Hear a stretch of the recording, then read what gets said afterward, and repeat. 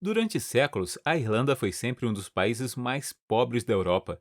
Mas algo aconteceu e a economia irlandesa explodiu, e atualmente a Irlanda é uma das nações mais ricas do mundo, mais rica do que países como a Suíça, o Catar ou o Kuwait, segundo todos os relatos. A Irlanda está tendo um desempenho espantoso, mas nem todo mundo na Irlanda parece concordar.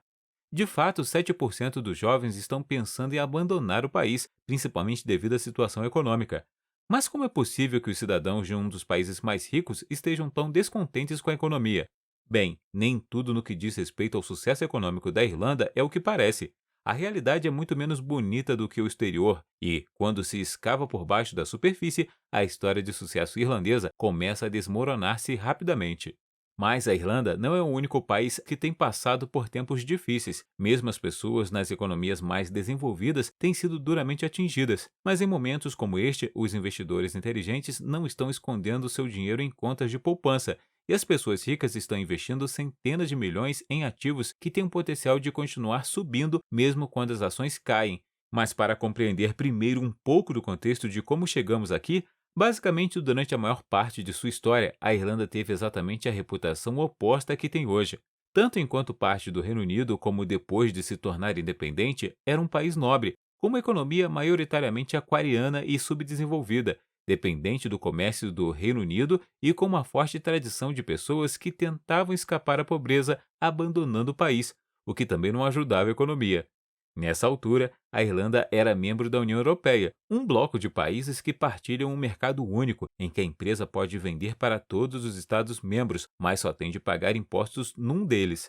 Para se tornar um centro onde todas as empresas estrangeiras que vêm fazer negócios na União Europeia terão a sua residência oficial e permitir que a Irlanda receba uma pequena parte dos seus lucros brancos europeus, a Irlanda introduziu uma combinação de impostos baixos e subsídios econômicos, e pouco depois a cama começou a dar frutos.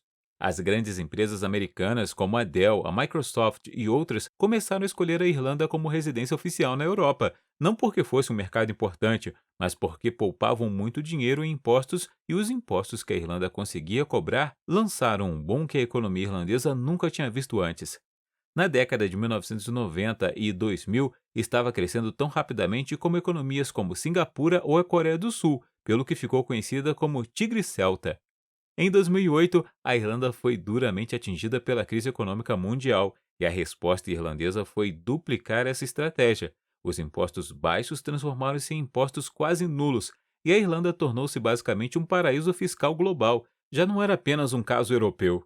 As condições eram tão boas que muitas empresas norte-americanas começaram a tributar todos os seus lucros globais na Irlanda, onde não pagavam quase nada, e a Irlanda continuava a receber uma fatia muito pequena de um bolo gigantesco.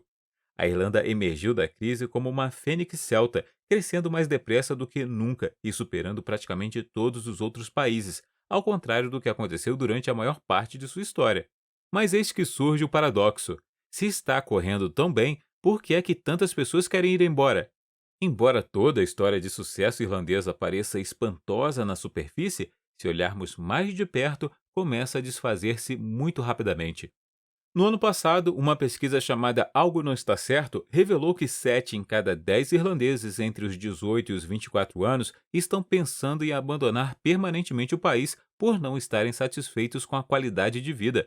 Uma das principais razões é que, desde alguns anos, a Irlanda tem vindo a enfrentar uma crise de habitação notoriamente má, e, embora não seja a única, a situação irlandesa é especialmente ruim. O fato é que a Irlanda tem uma combinação particularmente ruim de políticas governamentais, que torna muito difícil para construtoras construírem qualquer tipo de habitação urbana densa e torna muito fácil para qualquer pessoa opor-se e impedir sua construção. Como resultado, a Irlanda tem uma escassez crítica de habitação, o que naturalmente significa que a habitação é incomportável ou completamente inacessível para a maioria das pessoas. 1 milhão de pessoas, o que resultou em cenas bizarras como essa, em que centenas de pessoas fizeram fila na rua em Dublin para tentar ver um apartamento disponível para arrendamento. Mas apesar da crise da habitação se arrastar há vários anos e apesar de numerosos protestos e promessas, o governo não conseguiu fazer nada para resolver. Mas a habitação é apenas um exemplo de um problema mais amplo, que é o fato da Irlanda ser, em muitos aspectos, um país surpreendentemente mal gerido. que não consegue construir infraestruturas básicas e gerir serviços públicos essenciais. Há anos que a Irlanda se debate com a construção de estradas e de infraestruturas energéticas, e o seu sistema nacional de saúde está numa crise perpétua, uma vez que está constantemente superlotado, subfinanciado e os seus médicos fogem para outros países de língua inglesa. É claro que a Irlanda não é o único país que se debate com esses problemas, mas é um contraste muito surpreendente entre o histórico econômico da Irlanda e sua reputação brilhante e a realidade no terreno. A explicação para esse paradoxo pode estar no fato de que a Irlanda não seja assim tão rica e que o milagre irlandês não seja real. Obviamente, a Irlanda tem um PIB per capita extremamente elevado, que é de longe o indicador mais utilizado para avaliar o desempenho econômico de um país, e olhando apenas para esse número, parece realmente que a economia irlandesa está a milhas à frente de todas as outras. Mas se olharmos para outras estatísticas, as coisas começam rapidamente a parecer um pouco erradas. O salário médio irlandês é inferior ao da maioria dos países escandinavos e semelhante ao salário médio de países como os Países Baixos, a Bélgica ou a Áustria, exceto que o PIB per capita desses países é apenas metade do da Irlanda, e outras estatísticas mostram uma tendência semelhante, como o rendimento disponível dos agregados familiares, que mede basicamente a quantidade de dinheiro que as pessoas têm efetivamente à sua disposição, mas a Irlanda ocupa o 17º lugar, abaixo da média da União Europeia, ou seja, existe um grande fosso entre os dados que mostram a riqueza da Irlanda e a riqueza real das pessoas. Mas por quê? Bem, de acordo com uma teoria amplamente reconhecida por muitos economistas como correta, mas furiosamente contestada pelo governo irlandês, a Irlanda não é nem de perto nem de longe tão rica como parece ser no papel, e as estatísticas do PIB irlandês estão de tal forma inflacionadas que não refletem a realidade. E isso porque o PIB da Irlanda é impulsionado sobretudo por empresas globais que transferem os seus lucros para a Irlanda, lucros esses que não foram obtidos na Irlanda por empresas que não são irlandesas e que são retirados do país sem nunca entrarem na economia irlandesa. Na realidade, a Irlanda dificilmente poderia ser considerada um país rico.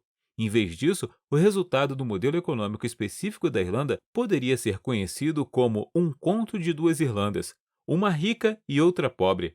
Embora as estatísticas do PIB possam fazer crer que sim, o irlandês médio não trabalha como programador de software para o Google. Essas empresas empregam apenas uma pequena fração de mão de obra irlandesa e, em vez disso, dependem de trabalhadores altamente qualificados que vieram do estrangeiro para a Irlanda. Esses trabalhadores altamente remunerados ajudaram a inflacionar os preços, mas a maioria das pessoas trabalha na economia doméstica irlandesa, que não tem nada a ver com as grandes empresas tecnológicas e ganha muito menos dinheiro. Mas enquanto a Irlanda rica atrai as atenções, a ilha pobre, que está quase sempre fora de vista, é o que retrata a realidade cotidiana da maioria das pessoas, e a contabilidade mágica também esconde muitas falhas na economia irlandesa, que de outra forma seriam imediatamente visíveis e que são muito preocupantes. Mas como a dívida nacional é normalmente comunicada em relação ao PIB de um país, e como a Irlanda tem um PIB insanamente elevado, isso passa despercebido, pelo que a superfície parece que a ilha está a gerir muito bem a sua situação, mas ponha o PIB de lado e de repente verá que a situação não é nada boa. O economista Aaron Levinstein disse uma vez que as estatísticas são como os biquínis. O que revelam é sugestivo, mas o que escondem é vital. E embora até agora a Irlanda tenha conseguido esconder a verdadeira natureza do seu chamado milagre econômico, poderá não durar muito mais tempo. A luta contra os paraísos fiscais está intensificando-se e os seus dias de cobrança de impostos aos gigantes estrangeiros podem estar prestes a terminar. E se isso acontecer, a realidade será revelada e o que se seguirá não será bonito.